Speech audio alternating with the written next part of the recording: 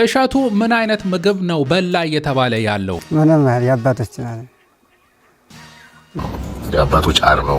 ሊያ የተወረደባት ይገኛል። እሺ ቻይናል ሄድ ነው ቼክ ሊሶሳት ስለሆነ እንዳይረፍድብኝ። ቻው እንደዚህ ወርደሽ ሰው ላይ ማሽ መዋጠጥ አይነት መቀለድ እንደዚህ አይነት ስራ ካንቺ አይጠበቅም። ምርጫ ካርዱ በሃርድ ሰላም ሳይኖር ምርጫ ሊኖር አይችልም።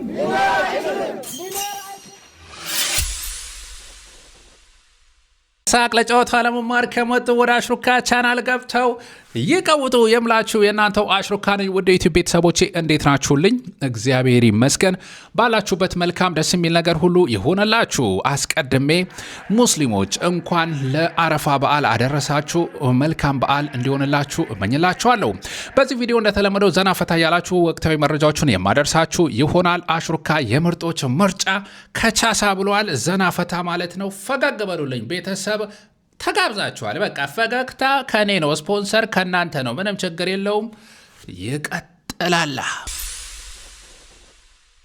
ይህን ጉደኛ ደግሞ ሰምታችኋል። ልክ እንደ ነቢዩ ሙሴ ባህርን ከፍሎ እንዳሻገራቸው እኔም ተከታዮቼ ኑ ባህሩን ከፍዬ አሻገራችኋለሁ ብሎ የሰራውን አይታችኋል። እንመልከት።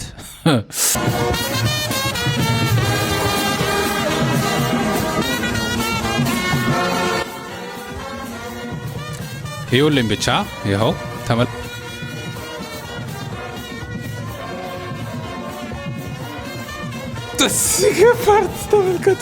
ቤት አያያዙ ራሱ አያችሁት? አቤት ባህሩን ለማቆም ማለት ነው። አቤት እሺ ሂድ አቤት አመላለሱ አመላለሱና አገባቡ ነው የገረመኝ። ይህን ይመስላል። እንሳቅ እንጂማ እኮ ተሳቀን አለቀን። እግዚአብሔር አይዘበትበትም። ሶሻል ሚዲያ ላይ ብዙ አስተያየትና ስድብ ጭምር እየተነገረባት ነው። ሊያ ሳሙኤል የቀድሞ የቤት አዘጋጅ አሁን ደግሞ ቻናል ዋን ላይ ከናፍቆት ጋር በተያያዘ የሰራችው ቪዲዮ ነው አነጋጋሪ የሆነው። እናንተም ስለዚህ ዙሪያ ቪዲዮን ተመልክታችሁ ሀሳባችሁን ብትሰጡ ደስ ይለኛል። ምን ብላ ነው ለመሆኑ? ቼክ ላይ 3 ሰዓት ነው ቻይና ላይ ሄድ ነው። ናፍቆትን ሰፖርት ላርጋት ብዬ ነው እንጂ ሸኩላል። በቃ እሺ በቃ ቻው። እሺ እየሄድኩ ነው። ቻይና ልሄድ ነው። ቼክ እሺ ቻይና ልሄድ ነው። ቼክ ላይ 3 ሰዓት ስለሆነ እንዳይረፍድብኝ። ቻው። እሷን ሰፖርት ላርጋት ብዬ ነው። እሺ ቻው። በቃ ቻው። እሺ ቼክ ላይ 3 ሰዓት ቻይና ላይ ይሄ ቪዲዮ ነው በጣም ብዙ ስድብ እያደረሰባት የሚገኘው። ናፍቆትና ሊያ እንዴት ነው? በጣም እንደ ቴሌቪዥን አዘጋጅ ብቻ አይደለም፣ እንደ እህት የሆነ ቅርርባቸውም ለየት ያለ ደስ የሚል ቫይብ አላቸው። ለእሷ መልካም ምኞት የሚመስል አይነት ነገር ሰርታ ነው። ይህ ቪዲዮ ምንጩን አይታችሁታል ይመስለኛል። ቻይና ቻሌንጅ ይባላል። እሺ ተመልከቱት። ዋናው እሱ ብዬ እሱ ሳፖርት ለማድረግ ብዬ ነው። 3 ሰዓት ነው ቼኪኔ፣ 5 ሰዓት ነው በረራይ ማለት እሺ። አብሶሪ በጣም እሺ። ቻይና ልሄድ ነው። ቻው በቃ ቻይና ጉዞ አለኝ። እሱ ሳፖርት ለማድረግ ብዬ ነው ማለት ወደ ፕሌስ ቻይና ልሄድ ነው። እቺ ነች እንግዲህ ችግር የፈጠረችው ቪዲዮ። ይሄ ልጅ የሰራው ቶሚ ፕላስ ያው አዲስ አበባ ላይ የታወቀ ስፖርት ቤት ባለቤት ነው። ብዙ መነጋገሪያ ጉዳዮች የተፈጠረ ከእሱ ጋር በተገናኘ እና እንዴት ይሄ ልጅ ላይ ሙድ ለመያዝ በቃ እዚህ ቪዲዮ ላይ ሙድ ለመያዝ ትልቅ አይደለችም ወይ? የሚዲያ ባለሙያ አይደለችም ወይ? እንዴት ነው ሊያ ይሄንን ወርዳ ሶሻል ሚዲያ ላይ የተነሳን ጉዳይ እንደዚህ ሙድ የምትይዘው? ከመቅዲ ጋር ሆኖ ነው እንግዲህ ጉዳዩ። እሺ ትልቅ ሰው ነሽ፣ አንድ ትልቅ ጣቢያ ላይ ጥሩ የማገልገል ልምድ አለሽ በሆስትነት። ከዛ ደግሞ አሁን ከባለቤትሽ ጋር የቴሌቪዥን ጣቢያ ከፍተሻል። በዚህ ደረጃ ትልቅ ስራ እየሰራሽ ያለ ሰው እንደዚህ ወርደሽ ሰው ላይ ማሽ መዋጠጥ አይነት መቀለድ እንደዚህ አይነት ስራ ካንቺ አይጠበቅም። እንዲህ አይነት ስራ ምንም የማያውቁ ምንም ብዙ የማሰቢያ እንትናቸው ብቻ ይቅር ይስሩስ። ሊያ ተጠንቀቂ ነው። እኔ ለአንቺ ማስጠንቀቂያ እንዲሆን ቪዲዮን መልስ የሰጠበትን ወይ ለሁል ጊዜ መልስ የሰጠበትን ቪዲዮ እንመልከት። ጠቡ ከኔ ጋር ነው። ሰላም ቤተሰብ እንዴት ናችሁ? ኃይሉ ብርሃኑ እባላለሁ። የቶማስ ኃይሉ አባት ነኝ። ሰሞኑን የተፈጠረውን ነገር አይቻለሁ። የቤተሰቤ ጉዳይ የኔ ነው። ልጄ ጓደኛዬ ነው። ይችን ነገር እየተጠቀሙ ሚዲያ ላይ በማውጣት ለማሸማቀቅ የሚሞክሩ ሰዎችን ጠቡ ከኔ ጋር ነው። አረ ለእኛ አይመለከተንም። ሊያ ያው ጉዳይሽን ከአባቱ ጋር እዛው ትጨርሳላችሁ ተናግሯል። መልስ እዛው ተሰጣጡ፣ እኛ አይመለከተንም። ይሄን ቪዲዮ ስታዩ የሊያ ቪዲዮ ከደበራችሁ ያው ሊያ ትክክል አልነበረችም ማለት ነው በእናንተ አይን። እንደኔ ያው ሶሻል ሚዲያ ትሬንድ ነው። ያው ትሬንድ የሚመጣውን እንደዚህ ሙድ የምታዩ ከሆነ ክፋት እስከሌለው፣ ዘረኝነት፣ ከንቱ የማይረባ ነገር ስድብ እስከሌለው ዘና የምትሉበት ሰዎች ካላችሁ እንደኔ ዘና አስብሎኛል። ይሄ ነገር ሳየው ፈገግ አስብሎኛል። ስለዚህ ያው ችግር የለበትም ማለት ነው። እንደ አመለካከታችሁ ነው ይሄን የምናልፈው። የኢትዮጵያ ሕዝብ 130 ሚሊዮን ነው። ሁሉም ነገር ላይ ልንስማማ አንችልም። ስለዚህ ኮሜንታችሁን አስቀምጡ። በጨዋ ደንብ እንቀጥላለን። በዛው እናልፈዋለን። ይመቻችሁ። ግን ያው አዲስ ጣቢያ ላይ ነው ያላችሁ፣ ታሟሙቁት። እንደዚህ ያረጋችሁ በርቱ። ኦኬ አሜን። ከዚህ የተሻሉ ብዙ የሚያናድዱንም የሚያናግሩንም አጀንዳዎች ስላሉ ወደ እነሱ ብናልፍስ አይሻልም? እንቀጥላለን። እሸቱ ምን አይነት ምግብ ነው በላ እየተባለ ያለው? ምንም የአባቶችን አለ መንፈስ ቅዱስ ያሳድራል። እንዴት ነው እንደዚህ አይነት ምግብ የሰው ልጅ ሊበላ የሚችለው? አነጋጋሪ ሆኗል። እየተሰጠ ያለውን አስተያየት እንመልከት። እሸቱ የአባቶች አር ነው ተብሎ የደረቀ አር ሲበላ አይቼ እኔ ብሞት አላደርግም፣ ከሞት ትድናለሁ። በቅድሚያ ይሄን ቪዲዮ ስላሳየዋችሁ በጣም ይቅርታ ጠይቃለሁ። ምክንያቱም የኔን ሚዲያም የኢትዮጵያውያንም ባህልም አስተሳሰብም ስርዓትም የማይወክል እጅግ የወረደ አገላለጽና አመለካከት በመሆኑ ይህ ቪዲዮ ሰሞኑን ያው ዋልድባ ገዳም በተመለከተ እሸቱ በአካባቢው ሄዶ የሰራውን ቪዲዮ ሶሻል ሚዲያ ላይ ለቋል። በዛም ደግሞ በገዳም ያሉ ህይወት ምን ይመስላል፣ የአባቶቻችን ህይወት የሚለውን ነገር ለማሳየት ሞክሯል እና እዛ ላይ ደግሞ ስለሚበላው ምግብ ቪዲዮ ሰርተዋል።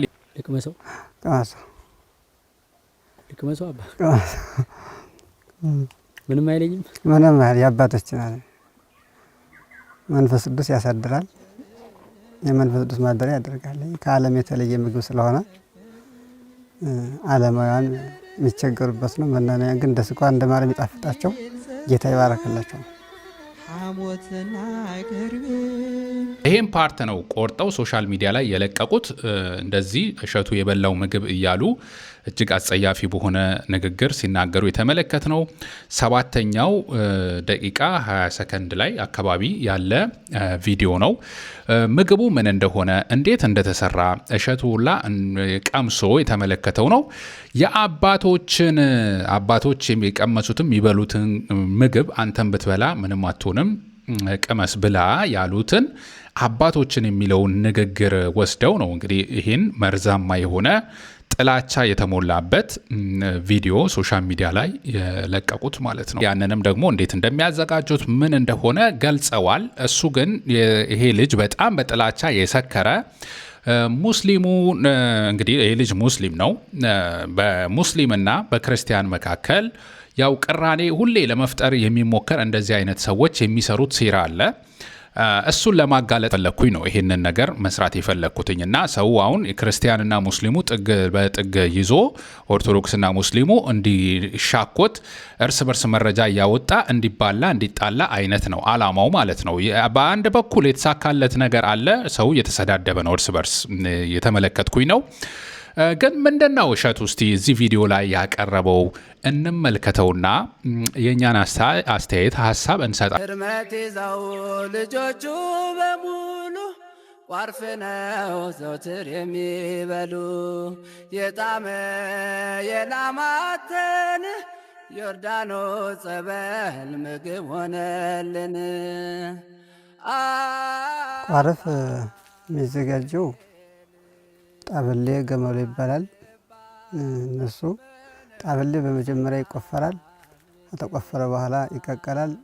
ከተቀቀለ ይደርቃል። ከደረቀ በኋላ እንደመጠኑ ጥቃቅን ከሆነ 7 ቀን እዛም 3 ቀን ወፈር ያለ ትላልቅ የተከተፈ ከሆነ እስከ 12 ቀን ይነከራል።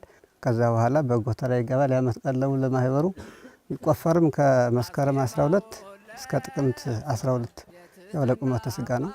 ብዙም ጉልበት የለውም። መራራ የተደረገው ለምንድን ነው? የክርስቶስ መከራ የዕለተ ዓርቡን ሐሞቱን ለማሰብ አባቶቻችን ቅዱሳን ይህን እየተመገቡ የክርስቶስ መከራ ያስታውሱበት ነበር። አይነት በእንደዚህ አይነት ሁኔታ የተዘጋጀ ቋርፍ የተባለ ምግብን እንደሚመገቡ እንዲያውም መራራ የሆነ እሸቱ እንዲያውም ቀምሶት በቃ ለመዋጥም ለምን የተቸገረው አይነት አመጋገብ እኛ በየጊዜው ደልቶን የምንኖረው አይነት ህይወት በገዳማውያን አባቶች ደግሞ ምን አይነት እየበሉ እንዴት እንደሚኖሩ በአጠቃላይ ቪዲዮ የሚያሳይ ነው። ገብታችሁ እንድትመለከቱት ጋብዛችኋለሁ። ትክክለኛውን መረጃም እንድታገኙ ስለ አባቶቻችን ህይወትም እንድንማር ያደርጋል ብዬ አስባለሁ። እጅግ አሳፋሪ ወደሆነ ንግግር ነው የቀየሩት ማለት ነው። በእርግጥ እኔ በጣም ደስ ያለኝ ለዚህ ልጅ ይሄ ልጅ ሙስሊም ነው፣ ነገር ግን መልስ ራሱ የተሰጠው እቺ እህታችን ሙስሊም እህታችን ነች መልስ የሰጠችው። መራራ ቅጠል የሚዘጋጅ ያ ምግብ የሚዘጋጅ ምግብ ነው። እሱንም መነኩሴዎች የሚበሉ ቢሆንስ ምን አገባችሁ? ምን አገባችሁ? በጨዋ ደም ኮሜንት ላይ እናንተም ያላችሁን መልእክት ጻፉ፣ ኮሜንት አድርጉ፣ አስተምሩ። እንደዚህ አይነት የነቀዘ አስተሳሰብ ያላቸውን ሰዎች ማስተማር ያስፈልጋል። ኮሜንት አድርጉ። ነገር ግን እሸቱ እዚህ ላይ በጣም የሚገርም ጥሩ መልእክትም አስተላልፏል። በገዳም የሚገኙ ዋልድባን ያክል ገዳም ውስጥ የሚኖሩ አባቶቻችን የመጠጥ ውሃ በስነ ስርዓት የሚያገኙበት መንገድ የለም። ያንን ለማስተካከል ደግሞ የመጠጥ ውሃ ዝርጋታ ለማካሄድ የሚያስችል የገንዘብ ማሰባሰቢያም መልእክት እዚህ ላይ አስተላልፈዋል። እስቲ ይህንን አካውንት እናንተም ተመልከቱት፣ የምትችሉትን ድጋፍ አድርጉ። እኔም በበኩሌ የበረከቱ ተሳታፊ እሆናለሁ። እንዲያው በዚህ በጥላቻ የመጣውን መልእክት እንዲያው በፍቅር ማሸነፍ ይገባናል። የምትችሉ ሁላችሁም አባቶቻችን ገዳማውያን ውሃ እንዲገባላቸው እንዲስተካከል የሚያደርግ ይህንን ገንዘብ መዋጮ እንሳተፋለን። ዓለምን ንቀው ለሀገርና ለራሳቸው እየጸለዩ ለኢትዮጵያ ሰላም የሚጋደሉ ወገኖቻችንን አይደለም የወንዝ ውሃ ንጹህ ውሃ ማዘርግተን ብናጠጣቸው ወቃቀስ እንዳለም ጥሩ ነገር ሲሰራ ማመስገን ያስፈልጋል። እሸቱ በዚህ ስራ ላመሰግን እወዳለሁ። እኔም ያያቸውን ያልተማርኳቸውን ብዙ ነገር በዚህ ኤፒሶድ ተምሬያለሁ። አባቶቻችን በረከታቸው ይድረሰን፣ ጸሎታቸው ከኛ ጋር ትሁን። በእውነት አባቶቻችን ቀና ብለን ለማየት እንኳን ቢባል እንኳን መጥፎ ነገር ቢባል እንኳን አቃንተን ለመስማት ምን እንዴት አይነት በእውነት ያሳዝናል። ብቻ ባህልና ስርዓት ወዴት እንደሄደ ነው ኢንተርኔት ላይ ሲመጣ በተለይ የሚያሳየው። ለማንኛውም እንቀጥላለን። አጃኢብ ነው። ወደ ሀገራዊ ጉዳይ ስናልፍ የምርጫ ጉዳይ ይነሳል። ሰሞኑን ያው ሸረጎዶ የምርጫ እናካሄዳለን አይነት ነው። በሀገር ውስጥም በውጭም ተቃውሞም አለ፣ ድጋፍ ሰልፍም እያለ የብልጽግናው አገዛዝም እየወጣ ነው። እስቲ ህዝቡ ምን እያለ ነው? ስለሱ ማሳያችሁ ይሆናል። መራ ጤና ጣቢያ የሄዱ በሽተኞች ካርድ ክፍል ምርጫ ካርድ ተሰጣቸው። ምርጫ ካልመረጣቸው እውነትም ያማቸዋል የተባሉት ታካሚዎች ካርድ በሃርድ የወሰዱ ሲሆን ማደንዘዣ በየካርድ ክፍሉ ተሰጥቷቸዋል። ከምርጫ በኋላ ባሉት ተከታታይ ዓመታት ደግሞ ይወጋሉ።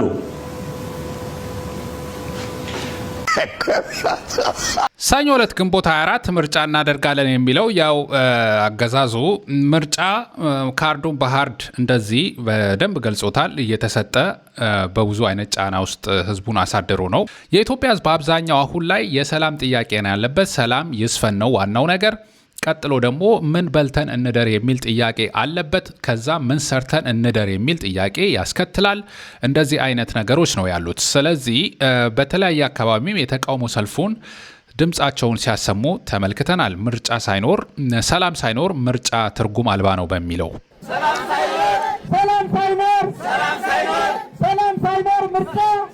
ሳይኖር ምርጫ ሊኖር አይችልም።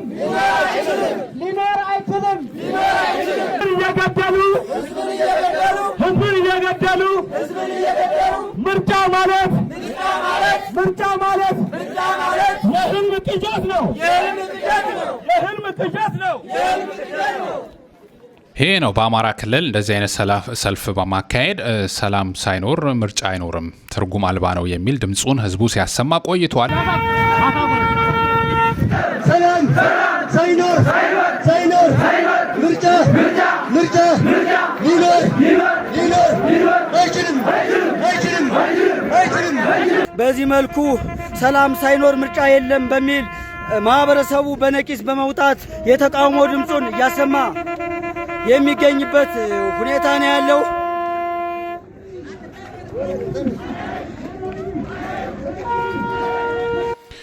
ይሄ ነው በዚህ ገጠራማ አካባቢ ሁላ እንደዚህ የተቃውሞ ሰልፉን በድፍረት ወጥቶ ሰው ሲያሰማ ቆይቷል። የዚህ ብልጽግና ዘመን የሚያስተምረን በእውነት ስንዋሽም እንደዚህ አይነት እንደነዚህ ዋሾ እንዳንሆን ነው። የኢትዮጵያ ሕዝብ አሁን ላይ 130 ሚሊዮን ደርሷል ይባላል። 18 ዓመት በላይ ያለው ነው መምረጥ የሚችለው በህጉ እንደተቀመጠው። ነገር ግን 50 ሚሊዮን የኢትዮጵያ ህዝብ ለመምረጥ ካርድ ወስዷል ይሉናል። ብልጽግና ያው ባለፈው 99.6% አሸነፍኩ ብሎ ነበረ። ዘንድሮ 100% 101% እንደሚሆን ይጠበቃል። በምርጫው ዙሪያ የቢቢሲ መረጃ ይህንን ያሳያል። በትግራይ ሙሉ በሙሉ ያው ምርጫ አይካሄድም። እዚህ ጋር ቀይ በቀይ እንደምታዩት በአብዛኛው የአማራ ክልል በፋኖ ቁጥጥር ስር ስለሚገኝ ያም አካባቢ ምርጫ አይካሄድም። በአብዛኛው የኦሮሚያ አካባቢዎችም በታጣቂዎች የተያዘ በመሆኑ እዛም አካባቢ ምርጫ አይካሄድም። በአማራ፣ በትግራይ፣ በኦሮሚያ እንግዲህ አብዛኛው ምርጫ የማይካሄድበት ከሆነ ብልጽግና ደግሞ ያፈጠጠ የማያፍሩ ሰዎች መሆናቸው ነው የሚያስገርመው እንጂ ይሄ ሁላ አካባቢ ምርጫ የማይካሄድ ከሆነ 50 ሚሊዮን እንዴት የምርጫ ካርድ ሊያገኝ ቻለ? ምክንያቱም ፋብሪኬት አድርገው ቁጥሩን አባስተውት እንደሆነ ይሄ የውሸት ምርጫ መሆኑም ግልጽ ነው። የተሻለ የፓርቲ አቋም ያለው እነሱን መወዳደር የሚችለውን ደግሞ እንዳለ እስር ቤት አስገብተው ለምሳሌ ከ130 በላይ የአማራ ምሁራን እስር ቤት አስገብተዋቸዋል። ፕሮፌሰሮች፣ ዶክተሮች፣ ጋዜጠኞች ሳይቀሩ በርካቶች እነ ታዲዮስ ታንቱ ጨምሮ አዛውንቶችን ጭምር እስር ቤት ያስገቡበት ነው። ይሄም የፍርሃታቸው ውጤት መሆኑ የምንመለከተው ነው። እነ መስከረም አበራ፣ እነ ፕሮፌሰር ሲሳይ አውግቸው፣ ረዳት ፕሮፌሰር ሲሳይ አውግቸው፣ እነ ጋዜጠኛ ጎበዜ ሲሳይ በርካቶች ያው እስር ቤት የሚገኙ ናቸው። እነዚህም የህዝቡን ዲስኮርስ መስመር ሊያስይዙ የሚችሉ ሰዎች ገለል ተደርገዋል፣ ከሀገር ወጥተዋል። በተለያየ መንገድ በጫና እስር ውስጥ ነው የሚገኙት። ሀሳብን የመግለጽ ሁኔታ በሌለበት አትሞስፌር ምንም አይነት ይህን አቋም ያለው ጠንከር ያለ ፓርቲ እንዳይኖር አሽመድምደው ይህን ቦታ ትይዛለ ብቻ ብለው እንደ ሆድ አደር የአብንና የመሳሰሉትን እነ ኢዜማን ብርሃኑ ነጋን ከኋላ አስከትለው ከፊት አስቀምጠው የሚያካሄዱት ምርጫ ይሄ የይስሙላ ምርጫ ነው። ሰላም ሳይኖር ምርጫ ይስሙላ ነው በሚለው ያው ህዝቡ ተቃውሞውን መግለጹን ቀጥሏል። በተለያየ ጫና ውስጥ ደግሞ የምርጫው ሁኔታ ለመካሄድ አስገዳጅ መሆኑን ያው እየተመለከተ እንገኛለን። ህዝቡ ግን በተለያየ መንገድ በሀገር ውስጥም በውጭም ተቃውሞውን ቀጥሎበታል። ትግሉም ተፋፍሞ ቀጥሏል ማለት ነው።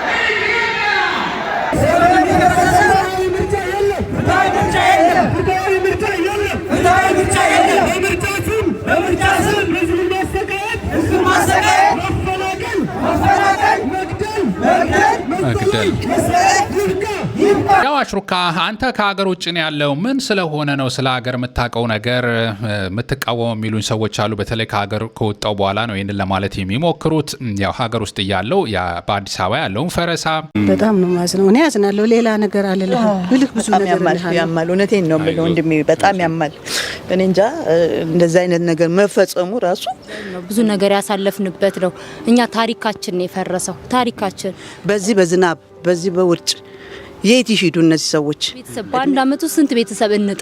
ከአሽሩካ ሚዲያ ለዛሬ ይዤላችሁ የመጣሁት በቦሌ ክፍለ ከተማ ገርጂ በወለጋ የመፈናቀል ግፍና በደል የደረሰባቸውን ሰዎች ቦታው ላይ ሄጄ ቪዲዮ ሪከርድ አድርጌ ምንድን የደረሰባችሁ ብዬ የወገኖቼን ጉዳይ የተመለከትኩት ነው። ያ ነው በየቀኑ የሚያንገበግበኝ። በየቀኑ በምሰራቸው ቪዲዮዎች ውስጥ እንደዚህ አይነት መልእክት ስለ ወገን ሳላወራ ካለፍኩም ይጨንቀኛል እና በተቻለ መጠን ሁላችንም ስለ ወገናችን የደረሰበት ያለው ግፍና በደል እንዲቆም መታገል አለብን። ድምጽ ማሰማት አለብን። ኮሜንት ላይ በተለያየ ጊዜ እናንተም ድምጻችሁን አብራችሁን ያሰማችሁ ትገኛላችሁ።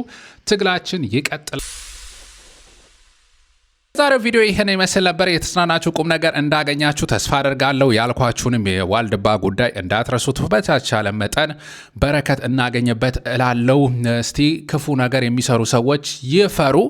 ሙስሊሞችም ክርስቲያኖችም ሁላችንም ተባብረን እንደዚህ አይነት ነገር ሲመጣ እንደተለመደው አሳፍረን ክፋት ያለባቸውን ሰዎች አስተምረን መሸኘት ነው። ይህን ይመስላል። አሽሩካ የምርጦች ምርጫ ነበርኩኝ። አመሰግናለሁ።